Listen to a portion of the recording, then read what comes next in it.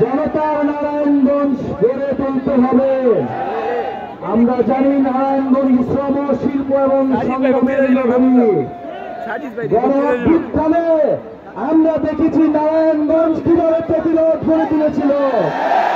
নারায়ণগঞ্জ থেকে যাত্রাবাড়ি শরীরাখা ঢাকার প্রবেশ মুখে কোন সন্ত্রাসী আওয়ামী ফ্যাসিস্টরা ঢুকতে পারেনি।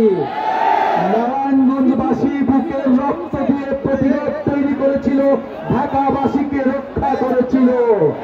এদিকে নারায়ণগঞ্জ, ওদিকে সাভার, আশুলিয়া প্রতিরোধ তৈরি হয়েছিল বলেই ঢাকার জনগণ রাজপথে নেমে আসতে পেরেছিল।